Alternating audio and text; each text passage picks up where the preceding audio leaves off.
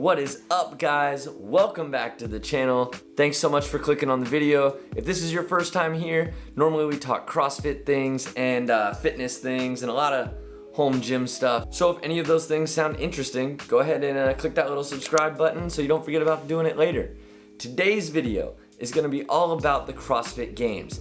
I'm gonna break down my top 5 and my bottom 5 events from the weekend, so let's get into it.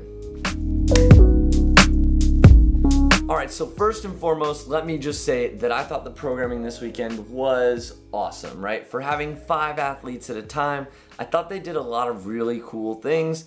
There were just some things I was a little unsure of, right? So I made this list. I'm gonna go through from 5 down to 1 on both lists simultaneously. My number 5 best event was 2007 Reloaded. Now, I know what you're thinking. It was the first event, it couldn't be that great, but realistically, I thought it paid a great respect to the 2007 games, which was pretty much the whole purpose of day 1. I thought they beefed up this version from 2007 just right. Looking at it originally before the athletes went through it, I thought that the weights were way off. I thought the guys were too heavy and the girls were too light. But after watching both Matt and Tia fail on the very final overhead rep, I realized they had found out that this was the appropriate weight for these athletes, and they couldn't have done a much better job in putting that one on. So number 5 is 2007 Reloaded. On the flip side, my 5th worst event, Atalanta. This was the finale this year. It was insane. You're looking at it on the screen right now. It's just a mess of reps and everything to get done. And the reason it made it on my bottom 5 list is because if you were just somebody who was watching this with someone who CrossFits, this would have been the most boring workout you have ever seen. They go for a run. Great. They come back. They show a couple of people kicking upside down, a couple of people standing around. Then they show 5 minutes of somebody trying to squat on one leg, and then they show 10 minutes of somebody flopping around on a pull-up bar, doing dolphin pull-ups or something, and then one at a time they go and they run, and nobody's gonna catch one another, and nobody's gonna pass anybody once they're on that run, because they're all running so slow from being so tired from working for 40 minutes. As amazing as this workout was for CrossFitters like you and me to gawk at and just to be in awe of how awesome these athletes are, I think for somebody who maybe isn't that into CrossFit, this was probably a super boring event to watch. Moving on, let's go back to the best list. My number 4 best event is the Ranch Loop. That's right, the trail run made it into the top 5. And it's not because they ran super far and I was crazy impressed with how far they were able to go. It was 2 things. 1, the terrain they went over. It was intense. It was not a straight run. They were having to climb on all 4s, going up hills and then going downhill. They were trying to zigzag and turn to the side and shuffle and slide down hills. The grades on these hills were unlike things that we have ever put these athletes through. And then not only that, when they thought it was over, Dave Castro turned them around and said, do it again. Run it backwards. That's the event. The mental strength and fortitude and just the ability to pick yourself back up after you think you're done and keep going for longer than you had just already worked, that was a great test for those athletes. That really showed mental toughness more than any other workout I think that they did the whole time. So that's why it's number 4 on my best top 5. Moving over to the worst list, number 4, bike repeater. This workout, man, such a cool concept, and I know that experiencing it was really tough. I know those guys and gals pedaling through the grass were just quads on fire, trying to get back, heart pounding, trying to do legless rope climbs and just grip going out.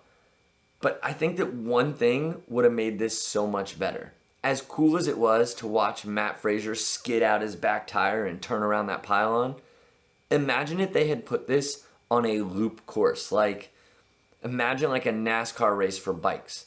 Then when somebody's getting lapped, think of how mentally frustrating that would be to watch somebody actually lap you.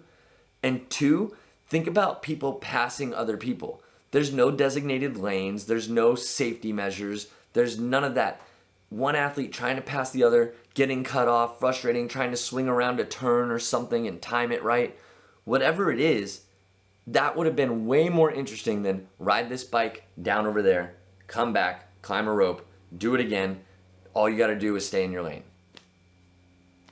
It was a little boring, but still fantastic workout, great test of capacity. 10 rounds of anything is a ton. So that being said, let's move back over to the best list. Coming in at the number 3 spot on the best of the 2020 Games events, Sprint Sled Sprint. This is all out heart. If you watch this event happen live, your heart was pounding as they were sprinting back after putting the sled at the start line. And that last 100-meter sprint, I mean, you can literally see people's legs not listening to their brain.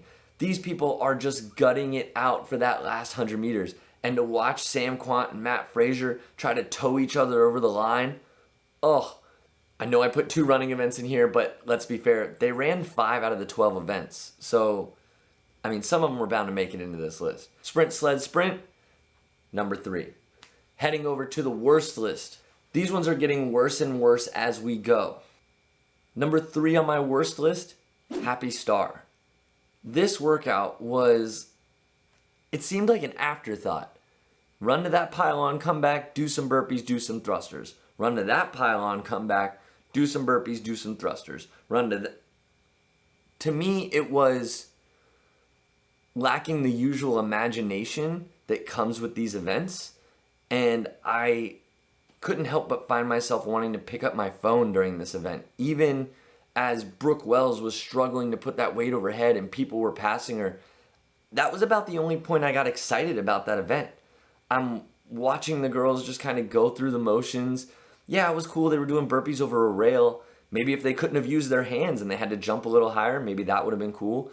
Maybe if, again, the route hadn't just been run somewhere, run back. It seemed like it was like, we need a third piece to this workout. What do we have?